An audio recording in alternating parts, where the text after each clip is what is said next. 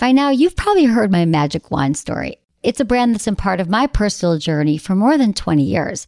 But no matter how many times I sing Magic Wand's praises, I'll never be able to fully capture the story of this incredible brand. Well, now journalist and author Kate Sloan just completed a limited audio series documenting the history and impact that Magic Wand has created over the last 56 years. It's called Making Magic. And the series chronicles Magic Wand's incredible brand story through interviews with nearly 40 experts, performers, business owners, educators, and fans. So I got a sneak preview of the series, and what I loved is that Kate weaves together snippets from all their interviews into this amazing story arc. She covers Magic Wand's journey from appliance store massager to its legendary influence on culture and sexual independence, and it's all just fascinating. The first episodes of Making Magic are available now at makingmagicseries.com or on all popular podcast platforms. Just search for Making Magic or visit makingmagicseries.com today. Thanks for listening to Sex with Emily. I'm Dr. Emily, and on today's show, I'm talking with comedian and actor Adam Ferrara about how important it is to listen to your partner and how to learn to do that. Plus, I'm answering your questions like, who keeps your sex toys after a breakup, how to get into the right headspace to receive oral sex, and a whole bunch more. Thanks for listening. It's a pandemic. It's like this. It's like I'm in a Whole Foods in Havana, honey. They don't have it. It's empty shelves. There's no organic brand flakes. You're just going to have to push it out on your own. That's a good way to slice it. You could be like, I'm going to be way better. You won't even remember using these toys on her. So that is another way to take it. After, maybe having a few glasses of wine at night, it's much better. There's more dirty talking. There's more, I'm more open to anal stuff. It just seems better. And I'm wondering how to get that confidence without alcohol. The word should is a trigger, too. You know what you should terrible. Do? I should punch you in your friggin' mouth. That's should. Yeah. Don't shit all over yourself, they say. Look into his eyes. They're the eyes of a man obsessed by sex. Eyes that mock our sacred institutions. Bedroom eyes, they call them in a bygone day. You're listening to Sex with Emily. I'm Dr. Emily, and I'm here to help you prioritize your pleasure and liberate the conversation around sex. On today's show, I'm talking with comedian and actor Adam Ferrara about his marriage, masculinity, working through childhood trauma. But he's funny. He's entertaining. I loved our interview. See, Adam grew up in a very loud household. Everyone shouted. And since meeting his wife, he had to learn how important it is to hold off on the shouting, just for a few minutes and actually listen to what his wife has to say. Any of this sound familiar? We have to learn. This is what life is about. We need to unlearn all the patterns from our childhood or from watching our parents that were unhealthy. And then when we're with somebody, we get to learn a whole new pattern, because sometimes the stuff that we bring in from, our early conditioning doesn't work. So just look at it like a whole new opportunity. We also talk about how Adam deals with his anxiety. I mean, come on, do we all have anxiety these days or what? I mean, I always thought we all had a little bit of anxiety. And lately, there's actually been more studies showing that, kids have more anxiety, adults have more anxiety, welcome to 2020. Before the interview with Adam, I also take some calls from listeners. So one woman called me. She's been having a lot of great and amazing sex lately. But the problem is she's drunk. So much so that her question was, well, how do I have sex sober? I like this question. Have you ever been there? It's a pattern. Again, it's all conditioning. I also talked to two different people who need some help sorting out their different sex drives with their partner.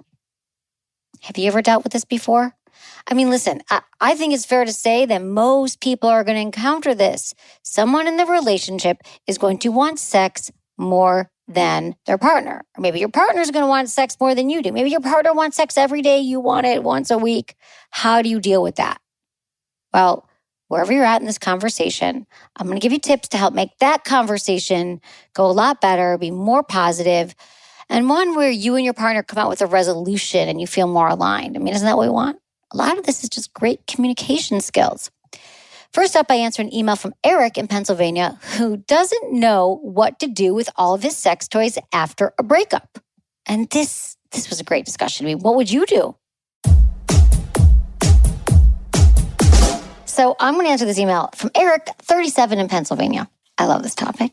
I was ready to ask if it's okay for a guy to have sex toys from a previous relationship when starting a new relationship.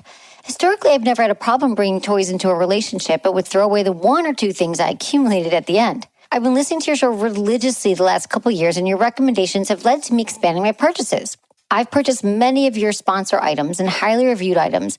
The Womanizer, the WeVibe, the Duo, glass dildos, underbed restraint system, glass dildos for temperature play. God, sounds like my bedroom. Okay, and I'd hate to throw them all away as I've invested a bit of money in them. And we just end up repurchasing them later. Could you take an informal poll of your girlfriends and how they'd feel if a man were in a new relationship and pulled out toys? I've had females pull out toys in previous relationships and never had an issue, but I'm not sure if it's different being the one it's used on. I just want to see if it'd be strange, a turnoff, unacceptable if a man did this. I could think of a few previous girlfriends who would shudder at the thought and others who would not mind at all. I was wondering if there's a consensus. Hygiene wouldn't be an issue. I use an actual toy cleaner. Wouldn't dream of using anything that was less than sanitary. Thanks for any insight you may offer. I love your show and all your great tips. All right, Eric, such a great question because there's a little bit of a double standard here. I'm going to say it. I want to hear from you guys, from my team here, but also my listeners. How would you feel if someone used toys from a previous relationship? 888-947-8277. So if I wasn't doing this show and this wasn't my expertise, I understand why. And I've heard this from friends. They're like, oh, he brought out a toy and he already had a toy. And what does it mean? Now, this was years ago that someone said that. I remember she was like, oh my God. And then he pulled out a toy and I don't know where that toy's been. And why did he have a toy? But here's the thing. I want to say this. I think it's totally fine to use a toy that you use in someone else. I mean, you've got like $1,000 worth of toys there, Eric. And I just think it has to be hygienic. Yes, you have to have a talk with your person before that and just say you're really into these toys and you like turning women on and that's they're clean and all that stuff, because I do think that is a thing. And I remember one time, no one's ever questioned me and said, did you ever use that penis ring on another guy? Maybe they're thinking it, but they don't question me on it. And so just make sure that they're clean. But I think it's not like you're supposed to spend $200 on a toy and then throw it away. I remember one time I left all my toys, many toys, not all of them, because that would be crazy. Maybe like 5 toys at a guy's house. Just remember this, that I broke up with. And it wasn't the best breakup. And he shipped me all the toys, but like wrapped up in newspaper with like red tape around it and like just like sent them back to me, all my toys.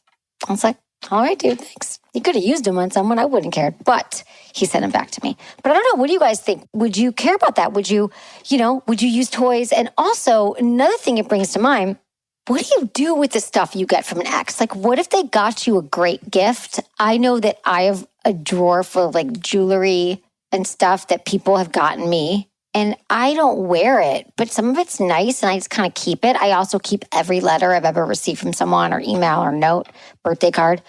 But I like that stuff. I'm sentimental. Even if I'm never going to see him again, it's part of my history. What do you guys think? What do you do with stuff that you get in a relationship after you break up?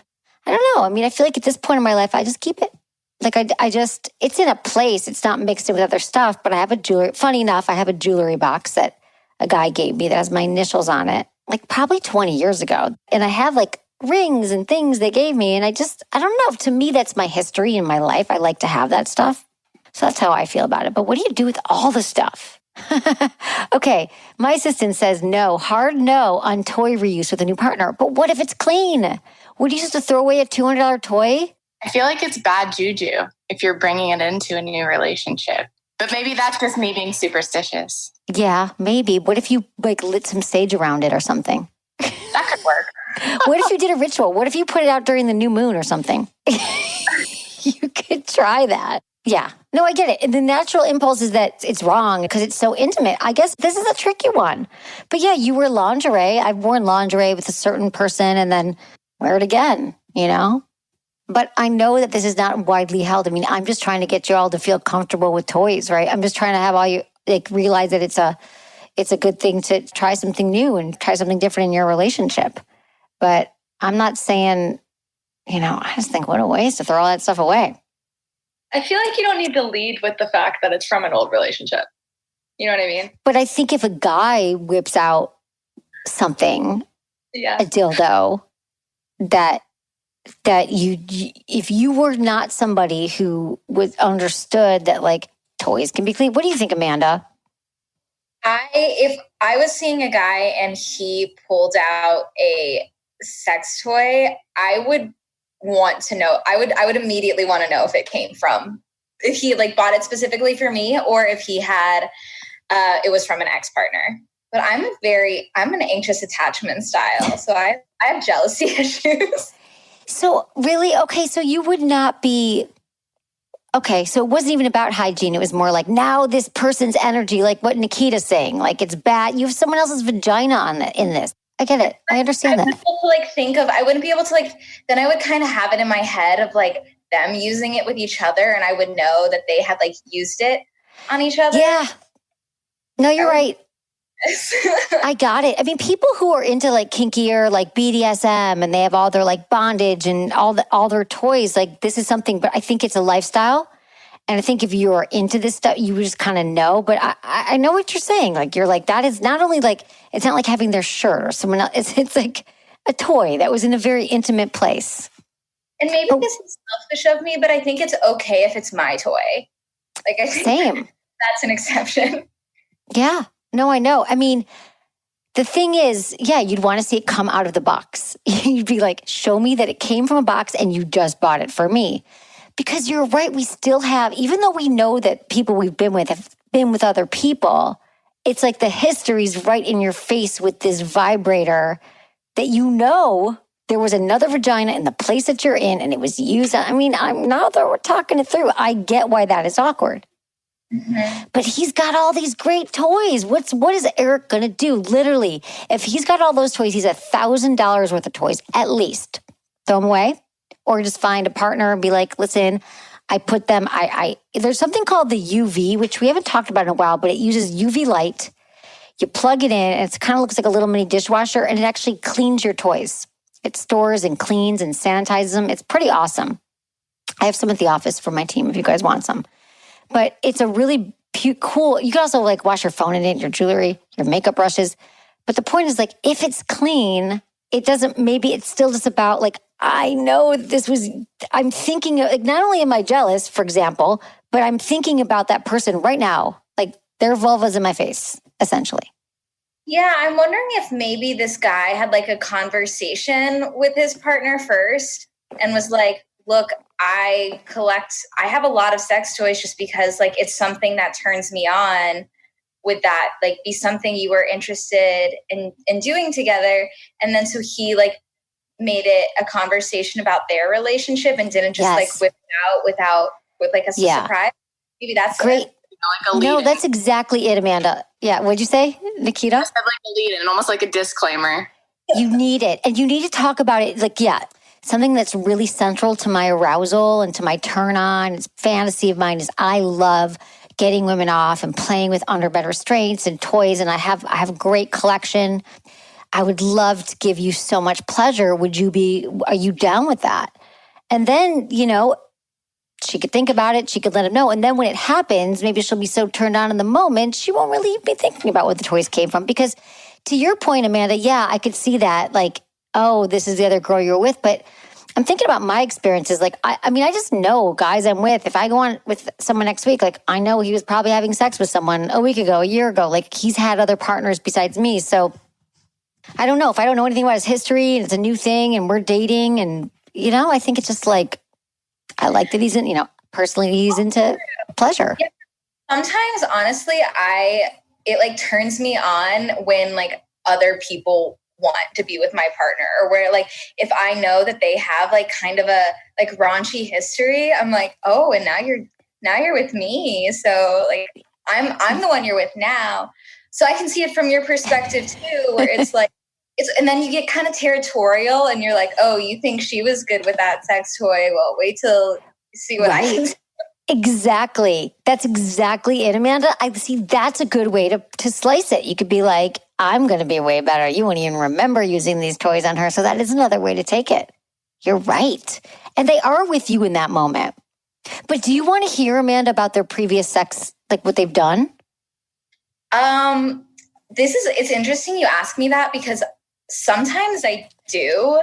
Like there was one time when I was at a party and my boyfriend was DJing and he was getting a lot of attention from girls. And like that night, like I dressed really cute and I was getting a lot of attention from other guys. And it didn't make me jealous. It like was a turn on.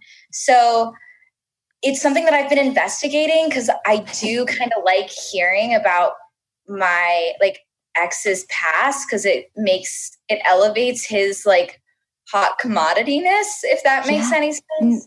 Yeah, knowing that he was desirable and somebody else had wanted him before. But then when does the jealousy come in? When do you get jealous? I think I get jealous when it's like there's an emotional, like when I feel like there's like still like some emotions left behind. Like if he sees a picture of his ex on social media and he like has like an emotional response to that, that like makes me more jealous than hearing about like his sexual history. Yeah, no, I think that is so true. And that is so commensurate with all the studies that come out that like women typically in a relationship are, well, I think, honestly, I don't even believe this is a gender thing. But for many of us, if we hear about there's an emotional attachment or they can't get over it, or there's something like that, we get way more jealous. Or I've been in relationships where there's been jealousies when there's been a discrepancy. Like there's something happened where they said they didn't see their ex or they did, or there was there's some reason to not have trust. So if there was even a little bit, then it just sets it go, if they're like, oh, I couldn't get over her for 2 years. And then he's like, and here's the dildo I used on her. You'd be like, get the fuck out. Yeah. I don't want the dildo of the ex that you can't get over.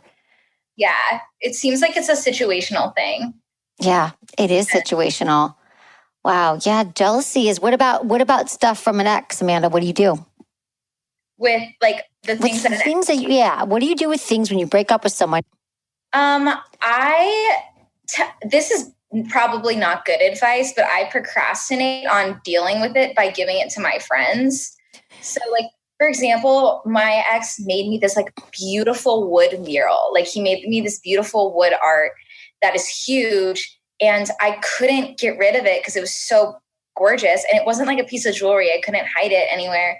So I called upon like some of my girlfriends and they kept it for me for a while, but then like eventually I had to get it back. And that was like, I still have it. It's under my couch now. I don't know what to do with it. Would you give it back to him? I don't think he'd want it. I think he's the kind of guy who would take that as an insult. Yeah. Really? Okay. Maybe get rid of it then. Now that to me that's a big piece. I had that from a guy once. He painted a picture of me and it wasn't a very good picture of me. And it was like a naked picture too. And I was like, what do I do with this? I think I finally gave it away. But yeah, if you're thinking about it and it was not a good relationship, maybe you got to give it away. I know. I do remember though, when I was growing up, my mom had this like beautiful futon and we would always like hang out on it. And I found out like as a teenager that it was from her ex-boyfriend. Yeah. And then how'd that feel? It's a couch. It was comfortable. Let's talk about Emily, 40 in Colorado. She's got some comments about we're talking about previously used toys. If a new partner whipped out toys that he used with an old partner, what do you do, Emily? Tell me everything. Well, I thought what you all were talking about that was really interesting was the difference between I really like toys and I want to use them on you and these are mine versus these are mine with an ex. Yes. Like, I think it's different who it belongs to. Is it my toy or is it something you bought as a present to use with someone else? Like, yes. Whether or not it's a toy, that's just a very weird thing to say. Yeah, I guess you're right, Emily. So what you're saying is you couch it as like, I'm really into turning you on. I have a really great collection of toys. Would you be into that? Don't mention the ex. Don't mention anything. Yeah. That's it. Well, and it shouldn't be because I guess if you think about it in terms of it belongs to me, like I like this is mine. I think that's the difference. Yes. Is that sex toys have always been mine, not mine with him, mine for me that I use with him. Right. And I agree with you. That is the way to know. That makes so much sense. But if he's got like a dildo that only goes inside of a vagina, or a clitoral toy and he doesn't have a clitoris. That's interesting. That's what I'm talking about. Like he's got like the womanizer, which is like, like a clip. It's for the clitoris. So clearly. I mean, you could use it on your shaft, but that's not why he got it. So I think it's just the language. Yes. Well, okay, I think Emily. it's what's attached to it. Right. Yeah, and I don't think you're going to be whipping out your toys to use with someone else if you're still attached to your ex. It's like they ate on your dishes. They probably ate at your house to be the dishes in the dishwasher. You're not thinking about that chicken you had with them that night. You're like, now we're having another meal. I mean, I get toys are more intimate, believe me, but I think that's a good way to frame it, Emily. Yeah, awesome. Okay, thank you. Thanks. Tell me. Yeah, of course, Emily. It's super helpful. I think Eric's going to he'll be fine. Thanks, Emily. So Eric, to answer your question, just it's how you couch it, you're into it. And I think all of us, when you want to talk to a new partner about something you want, remember this. You don't want to lead with, this would be, all the things like, I want to have a threesome and can we use toys? Like, I think you always got to couch in, like, I want to see you turned on. I want to give you pleasure. I think this would be hot because you would have this kind of reaction or orgasm or pleasure. And I think when all of us want to hear that it's more about us, right? Or that our partner wants something for us rather than, I got these with my ex and here they are on my nightstand. No, just be confident and tell them what it's about. All right. More calls and my conversation with comedian and actor Adam Ferrara after this quick break.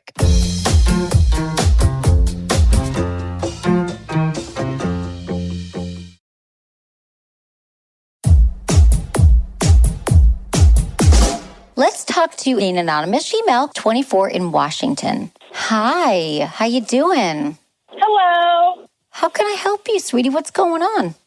So, I've been dating this guy for a while, and we're having pretty good sex. But when we have sex after, maybe having a few glasses of wine at night, it's much better. There's more dirty talking. There's more I'm more open to using different toys, more open to anal stuff. It just seems better. Mm-hmm. And I'm wondering how to get that confidence without alcohol. Such a great question. A lot of us use alcohol or drugs to give us sort of this confidence because it lowers your inhibitions. But lowering your inhibitions isn't necessarily mean that you're having better sex or that you're even more intimate. It's sort of like this cloak that we wear over ourselves to make us feel, we think it's making us more connected with somebody. And it's really just practice. I have to tell you that it's a matter of knowing that you can without the alcohol and maybe even stating it with your partner. Does your partner drink a lot too?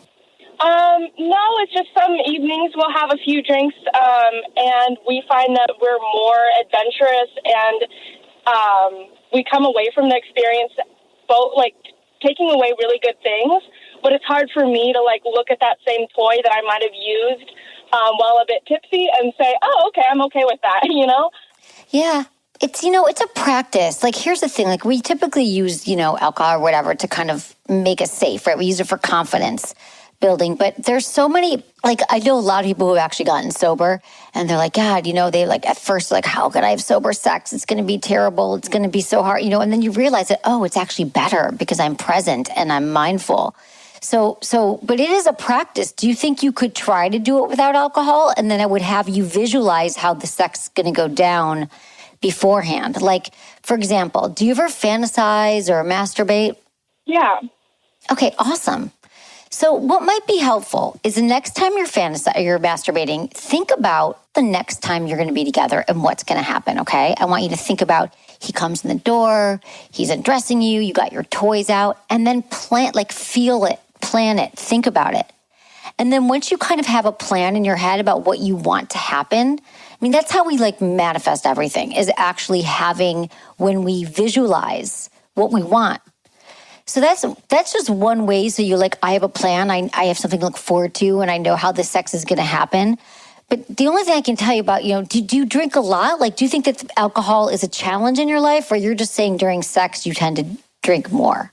To be honest, I think it was just it's definitely not a problem. I don't drink that much, and so when I do, it affects me quite a bit. Same for him. If we just have sex after having a few glasses at night, then it's a different experience. Yeah, it's a different, yeah. No, I understand that. I think a lot of us have been through that. So my exercise for you, because it's a confidence thing too, right? Like we think that alcohol is giving us more confidence and we feel much more assertive and we can kind of do anything. And then you have like a hangover and you kind of end up feeling worse because alcohol is a depressant. So again, what this is going to come back to is you when you're self-loving, masturbating in your house, doing your thing, start to work on your own pleasure. And that is the most empowering thing in the world. Like a woman who knows what feels good and knows what you want. And that's also a practice. So like the alcohol has become a practice right now. Like I'm having sex, I'm going to have a few drinks and I'll feel better. And so the flip side of that would be you being mindful and a few times a week saying, I'm just going to like masturbate. I'm going to explore. I'm going to think about this experience. I'm going to feel into my body what it feels like, because then that becomes your habit too. Because then when you don't have alcohol, then you find this amazing thing that you actually become more in touch with your body and enjoyment and what feels good to you rather than more of like a numbing. And okay. So yeah, I mean, it is a practice, but I just know this from so many who have stopped using alcohol or drugs that it's a little, like anything, learning anything new. It might be at first you'll be like, oh, I can't do it. And then you realize, oh, wait, this is so much better because I'm actually my entire body, mind, spirit's engaged in this moment. So you have it in you. So the alcohol, you're telling yourself you need that, but now you know what that looks like. Think about what you actually want when you're not drinking, and then it'll just become a new pattern in your brain that you can create in the moment without alcohol. Awesome. Does that feel like you can do that? I think that I'm going to try that. Well, let me know how it goes, okay? I'm here for you every night. You can call me back and let me know. Thank you. Thanks for calling. Of course, I'm here for you. So here's one from Ashley. She's 27 in Canada. Emily, I recently just got out of a 9-year long-term relationship and started having sex with a new partner. After the first few times of having sex, I squirted for the first time ever in my life. Needless to say, I was just as surprised as my partner. I was so embarrassed and caught off guard. My question is, why is it I can squirt with one partner and not the other? I love your show. Thanks in advance. So that's one squirting question I get asked, and it's really just a matter of how you are being stimulated. It's about being aroused and turned on. For women, it's about, making sure that you are happy, like your clitoris is played with. Maybe you already have an orgasm. You're getting all the blood rushing to your entire genital area. And then the squirting can come from internal stimulation. So it's either with a penis, a dildo, a finger, and it's a repeated pressure internally on those nerve endings. And that is when the squirting can happen. So it could also be about the angle of your last partner.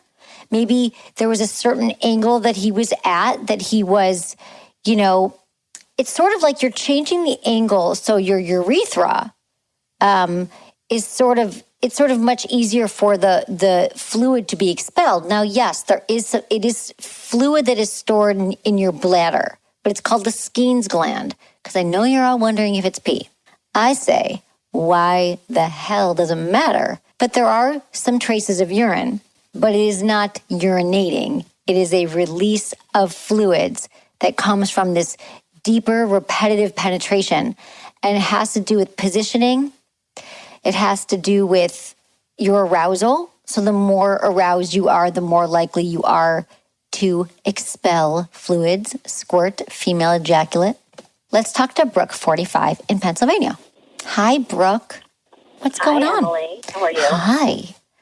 How can I help you? I'm sorry, this is not a question about squirting. No, I needed to announce Squirt Week, but I'm done. Tell me everything.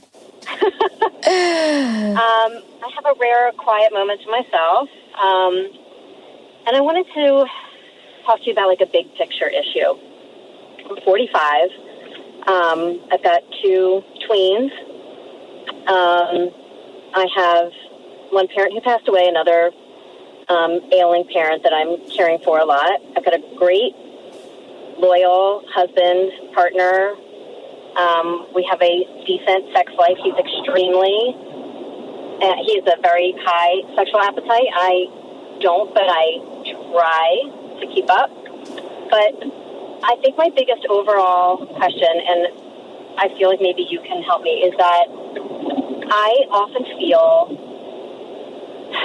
the right way to put this. Not that, like, do I not deserve the pleasure? Like, to get to a place where getting pleasure, receiving pleasure, and getting psyched up to be sexual, to have that enjoyment and have that part in your marriage is not a chore, not something that shouldn't be in the forefront when the other stuff just constantly feels so much heavier and so much more of a weight that it pulls you in that direction versus at the end of the day wanting to rip your partner's clothes off, which we just don't do. I want that fire, and I want it for my partner because he's amazing and he's great, and I feel like when we do get in a good groove, our marriage is a million times better. Right. But you just got to get there. Do you have any, like, good advice, things I can tell myself to? I do, Brooke. Well, first off, you've probably had it before, right? Like, you had it at the beginning of the relationship, right? I mean, we must have. I have a hard time remembering, and I sadly do fantasize a decent amount about an older boyfriend that was very passionate sexually, but a bad relationship. Right. Super common. Like, all my friends who are like your age, Brooke, are like, it's fine. You go back to the last partner because you're craving variety right now. You also need to learn. I heard that pizza comment. Pizza sex. You're having pizza sex every night. So I told my husband that, and then we didn't have pizza sex the other night, and it was great. Good. You know what? It's a habit. It's finding out how you can have time. I mean, it's hard with tweens and COVID and everyone's home and your parents sick, and I'm sorry about that, and it is a lot of stress. But I want to tell you, Brooke, that this is so common that women, we beat ourselves up for so many things, right? We should all over ourselves. I should be turned on, and I should be wanting sex, and I should. Well, here's the thing.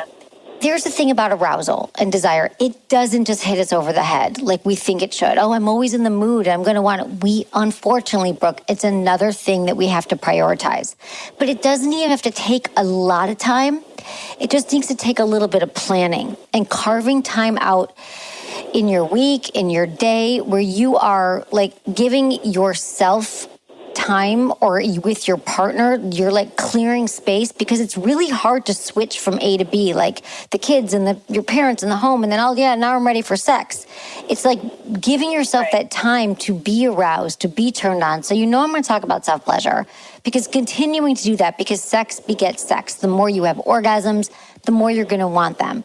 But also like letting your partner know what you need from him. Like, have you gotten babysitters lately? Have you been able to have a date night? Have you gotten out of the house together?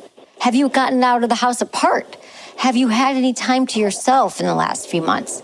Because then there's no space to even create that energy with him, I mean, we can leave our kids alone for a while. That's not a big deal, but he wants sex every day. And I never feel like I need it, want it, even though once we get into it, I'm enjoying it, and he does a nice job on me. Right. I'm always happy and satisfied, but I never feel like, oh, I'm in the mood. We're doing it later. I know. And this happens, Brooke. And so just knowing that about yourself, this is why you got to schedule it. You got to be like, we are having sex on Saturday and Wednesdays. And then on Saturday night, you have a chance to look forward to Saturday night. You do what you do. You shave your legs. Maybe you masturbate beforehand. You make sure the kids are gone, and you plan it out. Because right now, the pressure that you're going to come home or you see your husband every day and he's going to want sex is also contributing to your anxiety around it. So if you can even talk to them about it and be honest and say, I'm trying to find out ways that I get really aroused. I mean, you might need a 10-minute back rub, and that might calm your nervous system so you actually can feel into your body. You can breathe into it. I mean, when we're just switching from one stressful thing to another, it's all about that's why we love vacation sex, because we're relaxed. We're away from home. We're not having the same stressors. So I'm throwing out all these things too, because it's like something, it has to shift in you. And then you can it could just be a 10-minute, give me a massage, or I need to plan it, but we can't do it any other day. Does any of this resonate with you, Brooke? Is there any of it that you think you could take one thing away and try? It's a practice. And And as you're saying it, you're like, there have been times where, yes, we went through things like that and tried certain things, and they do work better. Yeah. And ironically, he doesn't like the concept of scheduling it, even though I tell him it's the best thing for me, because he feels like it takes the fun out and there's no spontaneity. And then if I schedule it and something happens and it doesn't happen that night, he feels let down and then doesn't think that the next scheduled one will happen either. Well, we got Raina call in. She's 52 in South Carolina, and she's got a comment for Brooke. So, Brooke, keep holding, and we're going to talk to Raina for a second. Hi, Raina. Thanks for calling. How are you? Hello. How can we help? Hello. This is a large problem in my household. So I'm 52, and I still have great sex drive, and we've been together for 6 years. And he says, just like she said, I don't care if we have sex ever. I'm content. But when we have it, it's fine. Everything's good. But I wanted to talk to her from my standpoint of the one who's not getting it and wants it. It is horrible. It's rejection. It's an argument. And Emily, I think you said it a while back. It's your only problem, but then it becomes everything. Yes. And it is awful. And I mean, I've contemplated leaving over this. Oh. And so if I would just say to her, if he doesn't want to schedule it, you schedule it in your own mind and surprise him twice a week and jump his buns. I mean, just go after it and do it. Right. It'll make a huge difference in the relationship. It really does. People think that everything's great but the sex, but what I say is that when sex is a problem in the relationship, it's 90% of the problems. If it's not a problem, you don't think about it. But, well, thank you, Raina, because I'm telling you, you're right, and we got to schedule it, even if it's not sexy or it doesn't feel hot, but you're right, there is that rejection thing. But I got to ask you, and then I got to go, Brooke, because we only have a few more minutes, but have you talked to him about it? Have you talked to him problem solved? We have talked about it so many times. And so what you just said to her earlier about, we've talked about the scheduling because I heard you say that. Then he's like, I don't want to schedule it because then if it doesn't happen, you'll be mad. So we've talked about it an awful lot. But you told her she just got to make it a point to do it. And that's kind of where I'm at with him. I'm not going to be in a loveless marriage from now to death. I just can't do it. I got to have this. It's not just the sex, it's the intimacy and the affection. It's intimacy and it's the touching and the affection. We need it. So the thing is, I get what she's saying, and I love this because it's so true. He probably feels rejected. You don't want him. You're not taking care of it. But have you sat down with him and had an honest conversation where you've been like, listen, let's talk about how to problem solve this? Like, I know you don't think scheduling sex is sexy. I promise you my intent will be for it to happen. If it doesn't happen, I'll make it up the next day. But then you just try to stick with it. Like, what is great sex to you? Does he give you a massage first? Does he, what does it look like? And then you just try. And then if it doesn't, you talk about it. You don't just ignore it because this is we don't talk about it enough. You guys could take my yes, no, maybe list at sexwithemily.com and think if there's some things that you haven't tried yet that could turn you on. It's an effort. All right, I'm going to take a quick break. Want to find out more about this? Well, check out sexwithemily.com. We'll be right back.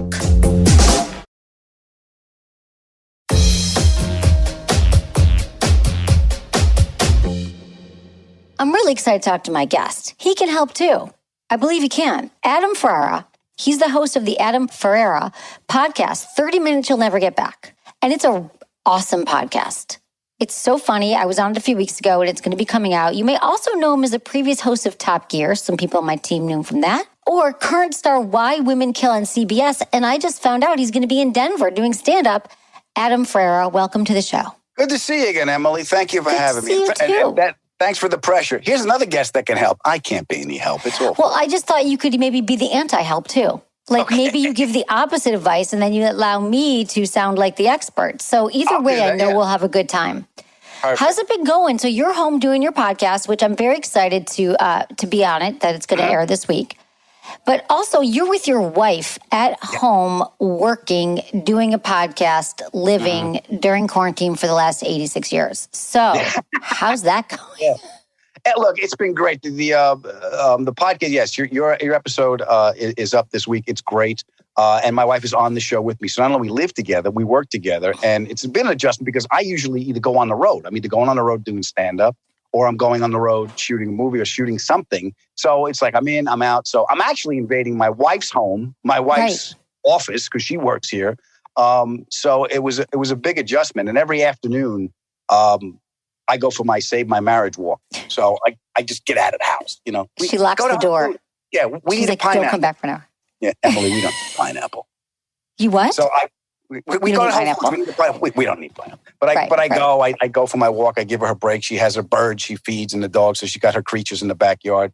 And it's just making that space. And one of the things we addressed on the podcast was communication and giving people space and knowing when and the power shifting dynamic in a relationship. The best thing about my relationship is I know when my wife's crazy kicks in, this is her time. I got to get her through this crisis. I got to organize her thoughts. I got to turn her looking this way, and then stay out of the way till she gets to where she needs to get to. See, but that's magic. Do that for me. What? Well, exactly. Okay, so what you just said, which I love, Adam, is that we all have our crazy. I'm going to guess, well, I actually know you've got your crazy. And just if we acknowledge that we all have a crazy and our job in a relationship, maybe you can give advice, Adam, because our job in a relationship is to know when they need that space, and then we listen. We don't try to solve. We don't talk over them. We listen, and we give space. You're great. That was huge for me. I'm like, what's the bottom line? Who do I got to kill? What needs to be painted? And where do you want this moved to? I mean, that's... right. But now you listened. How did you learn that? How long did it take? You've been together a while, right? Yeah, we've been together a while, but it took a lot... It took a lot of yelling and screaming, you know, because I was conditioned to growing up in New York. You know, we're loud people. Italians living in New York, even the opera's loud, and it's never a happy ending. Right, so, exactly. No one goes to the opera going, I can't believe she lived. Everybody dies. So I was in New York, and I grew up in that household where the fact that my mother and father loved each other was never in question. My father held my mother up. And he told me, he goes, when I was a kid, he goes, you want to live like a king? You treat your wife like a queen. So that's the instinct to care for someone and to be there to help someone be a better person is always there. But the communication was just yelling. Right. So in answer to your question, how did I learn that? I learned that the yelling wasn't helpful. I learned that the yelling didn't solve anything. And even the volume when you were happy was it's jarring when someone who didn't grow up that way. No, exactly. But that's good. Then you have to lower your voice and then you listen. But how are you doing? Yeah. And you listen. And she taught me how to realize that. She's like, look, this is the answer, but you can't see it now. Light bulb went off in my head. Oh, my adrenaline's too high. I can't see that this is the answer. She goes, you'll get to where you need to get to. And she trusted me to figure out what the right move would be. To whatever to take that right action would be. And I realized, there's times when you can hear stuff and times when you can't hear stuff. And then when I saw her do it, I'm like, it's my job to point you in that direction. She mirrored it to you. It's true. This is what so many couples do. They're like, well, I told them I wanted this. I did it. But most people start these conversations the wrong way. You never initiate sex. You never ask me how I'm doing. No one hears you. And never is a trigger. The word should is a trigger too. You know what you should terrible. Do? I should punch you in your friggin' mouth. That's should. Yeah. Don't shit all over yourself, they say. I should. I've got a lot of should. It's like a guilt thing, but you're supposed to not shit all over yourself. I heard that. It's true. Because we do that. We should do it to others. We do it to ourselves. Mm-hmm. So how has it been going at home? You're creating content. Yeah, it's great. I mean, there's a lot of energy spent on the collective project of the podcast that I do. So it's done here at the house. And then, we eat and we still do a lot of things together. So we're always together. But then when it comes time for me and her, it's like, come here, baby. I love you. So you're done. Tired. So tired. We're also goddamn tired. We have to schedule it. We have to schedule just sitting. By the time we're laying in bed together and I'm holding my wife and I smell her hair, God, that's one of my favorite things, Emily. Really? Smell my wife's hair? The girl hair? My wife's hair? Yeah. Are you more tired now because COVID? You're just home and there's not enough change except for when you're going to get pineapple? Yes, I think I'm more tired now because I'm more mentally focused on getting things done. It's not like, all right, I got to go to get on a gig. I'd be on an airplane. As much as you don't want to be on an airplane, it was 5 hours in a tube. So you could just sit, and regroup and everything and go to a show and you would regroup in a green room. There was a rhythm to the day because there was movement in the day. Now that there's no movement, the only movement is in your head. And my head is the worst place to be. Place. I'm always projecting into the future and creating anxiety that things aren't going to get done about stuff that hasn't happened yet. So I got to guard So against you live that. in the future. Do you do the past or are you mostly future tripping? Yes. When I look into the future, I have anxiety. When I look to the past, I have regret. How's your day going? See, that's the condition, and that is the opposite of mindfulness. Mindfulness, which is a goddamn practice, and it's so hard, which is why I love radio, because right now I am live in Los Angeles, sitting here, talking to Adam Ferrara. It's a thing. I am not distracted. But it's 6:02. Try to get me to be linear. But it is hard, and those future trips into the future, it's like, I guess what I've realized, and I know you meditate as well, because we've discussed this, but you literally, it's our mind. Our thoughts are not the truth. No. No one's programming us. No. And it's just so hard. And sometimes you're like, I'm going to be there we go, tripping. I'm in the future. And you just got to keep bringing it back, bringing it back. And then we have less distractions. First of all, knowing that our thoughts aren't our identity. That was the big thing. It was like, that's not me. Well, that's everything you grew up with. That's the behavior of what you do. So by me meditating, one of the big things I had to get over was surrender. Just the idea of it, the concept and the word didn't fit right. But I'm not surrendering my identity or my values or anything. I'm surrendering to the idea of what I think this moment should be. Yes, the control. Yeah. Oh, that's I got shitloads of control issue. Well, surrender's control. It's like give up control. It's like the first step in AA, right? Like... Yeah, it's trust for me. It's control, but I think it's connected to trust. Not trusting that other people have your back or that it'll work out. Not trusting anybody. Listen to me. Does it sound like I trust people? If I don't obsess, so this behavior, I'm obsessed with. What do you want for Christmas? A plausible deniability. I would like that in a sweater. I hear you. It's so hard. Trust and control are so deeply linked, and it is from our primary caregivers. And you know what annoys me sometimes? People are like, not annoys me. Okay, this is what most people do. They're like, oh, well, my childhood was perfect. Yeah, maybe you had perfect parents and they were amazing, but they're still going to mess you up. You're still going to learn reactions to things. Yes. That are because those are the only reactions you saw growing up. Yes. How would you know any different? And then our whole adult life is undoing that. Yes, absolutely. I got married. I thought I was happy. Nothing was wrong. Then my wife had a list. And she was right. It was even like you said, even the communication, when we would go back to communication, it was loud. My father would yell. Here's an example of the volume and the trust issues in my house. They'd be screaming and yelling. My father would be like, and you never let anyone outside this house know what we're talking about in here. You hear me? I'm like, the windows are open and you're screaming. They hear all you. Know. Everyone knows. Everybody knows. What secrets are you keeping? I can't imagine your house at the holidays. Is everybody just screaming? Over each other? There's a lot of yelling. There's a lot of food. A lot of love in my family. A lot of love. Right, a lot of love. A lot of loud love. A lot of yelling. I understand. No communication. It's loud, but no one's saying anything. Yeah. It's food. Even if you bring up your feelings in my house. I'm like, Mom, I'm not happy. Yeah, just eat. Just eat. Just shove it down. What about your tripping thoughts? Is this something that happens in your family?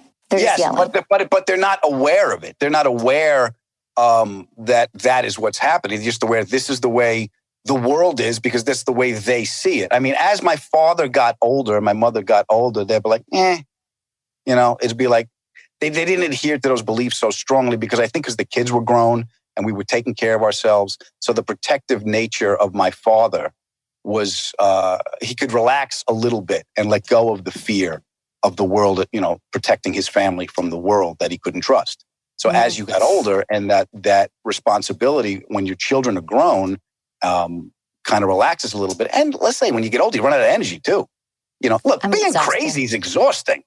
Yeah, it is because your mind, you don't have to go anywhere to be exhausted from your thoughts just churning over and over in your head about what you're doing wrong, what you did wrong, what you might do wrong in the future. Yeah, and the thing that got me was it's not like one day I wake up, it's all over. It's a constant practice. You constantly catch yourself being in the future or thinking in the future or obsessing about something. And I'm doing it again. You have to reset. It's like even in meditation, the ultimate goal that I'm experiencing now at the point I'm at now is observing my thoughts. Yes. But I observe them like this. I see you, you motherfucker. But see, that's good. You're the one talk that's to them. Crazy. Yeah. Okay, but what about when you do? I don't talk to them. I threaten them. Yeah. Well, you could have an awful name for them. You could be like, you're the asshole. Because they're not art. They're not us. Like if you separate. I don't know why everyone doesn't tell you this. We learn such useless stuff in school. How about your thoughts aren't real and like here's how to do the stock market or something. Here's how to do taxes. Yeah, that'd be good. Yeah. That would have been useful. And can I ask you about doing comedy? Blackjack table. I'm sorry. I have a question for you about comedy and stand-up. Yeah. Because you do stand-up too, right? You do. Mm-hmm. I will be at the Denver Comedy Works August 20, 21, and 22. I want to go to Denver. Things are open there? Yeah, it's fun. I think it's going to be we're open. I think it's going to be a limited audience, but it's going to be a lot of fun to be back there. It's the club that's it's called Denver. It's the South Club, so it's the one out in the suburbs, and it's August 20th, 21, 22. The Comedy Works. I want to go to comedy. So when you're doing stand-up, though, what's your mind do? Like I was just telling you, when I'm doing the show, I'm like, I can connect with people. But are you in the flow? That's where I'm the most present. When I'm on stage and I'm improvising, and the written material takes me to a certain level, and then when I'm improvising with the audience, no net, just me and them, everything gets this big, and I'm totally present because I can't think. And I had that awareness. My first or second time on stage, I go, I can't think. This is great. And it's just, you're a vessel. Everything is just coming through you. So that's why you love it. Yeah, that and actually, and on Top Gear, driving very fast does it too, because there's no time to think. You think it's a thrill. It's the adrenaline.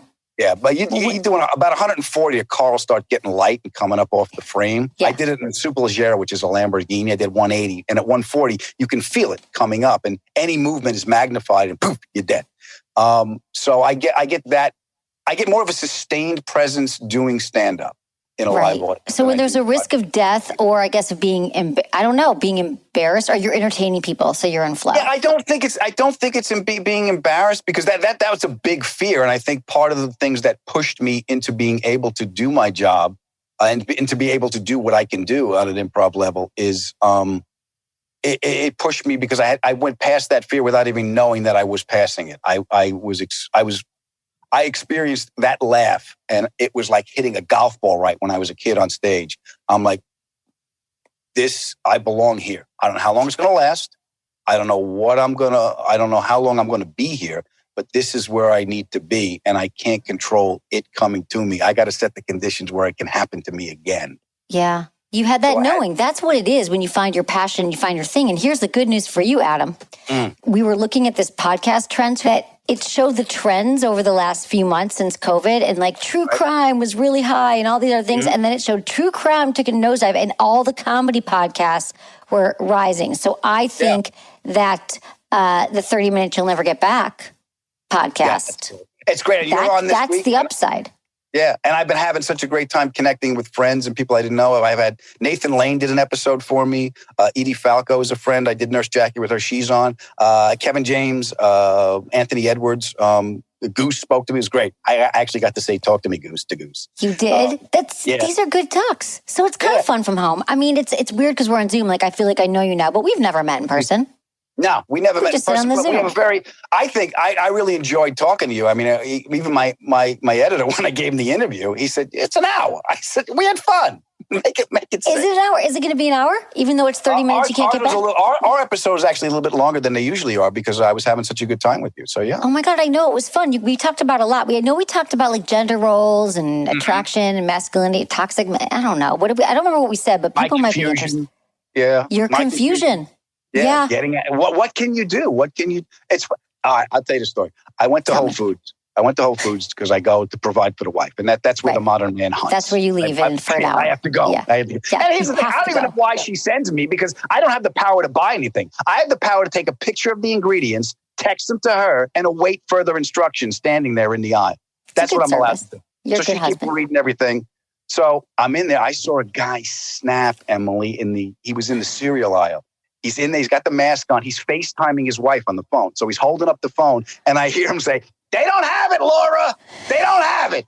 Look, now you can see everything I can see. All right?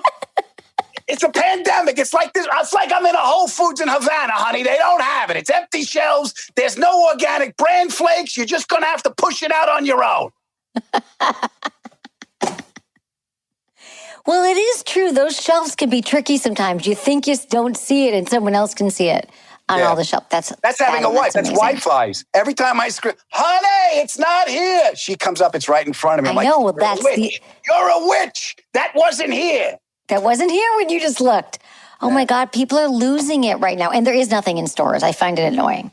Yeah. I get it though, because it's COVID. Yeah, but it's like it's the and this Zoom culture. What we're doing now is I'm still getting used to it. And there's an intrusion of other people. It does lend itself to a little bit of humanity. I'll tell you why. I was talking to my shrink over Zoom because let's be honest, I can't be left unattended. No, I'm so glad you're still shrinking. Okay. Yeah, so I'm talking to my shrink, and there's a power dynamic in that relationship. Your doctor, it's very serious. You're talking about maybe some painful, maybe some stuff, a reaction you wanted to change to stimulus when you were a child, you were in a vulnerable state. So I'm sitting there, and I would hear him go, and his name is Marty, my shrink, and Marty said, well, you know what?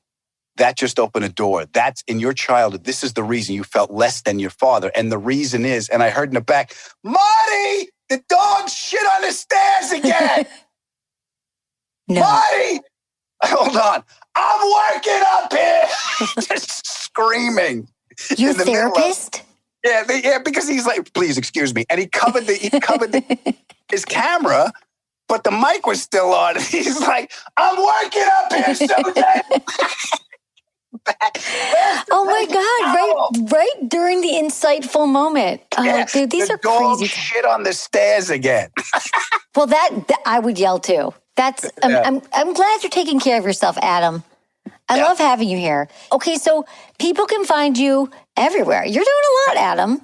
It's good that you're staying home, making more content for people, and going to Denver. You can get me at Adam Ferrara on all social media. Talk to Me Tuesday is if you go to my website, click the link every Tuesday at 9 o'clock Eastern, 6 p.m. Pacific. We have a conversation with our internet family. Basically, Emily, thousands of people show up to watch my wife scold me. But you're fun. You guys are fun to see. We all need entertainment right now. They should go listen to you on Tuesday. You get it wherever. And you're on this week. Emily, I'm on this week. We had an awesome chat. That's why I wanted to see your face again. Thank you for being here, Adam Ferrara. Find him everywhere, Instagram. Thank you. Thanks for being here. Denver, I will be at the Comedy Works August 20, 21, and 22. It's always good seeing you. Best to you and your family, sweetheart. I hope we talk soon. Thanks, you too. Thanks for your time. Say hi to your wife.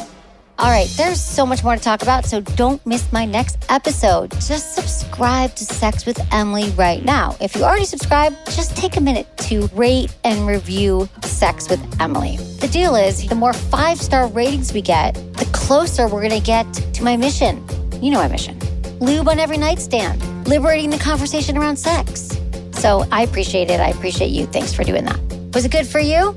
Email me, feedback@sexwithemily.com. Find us on all social media. It is @sexwithemily.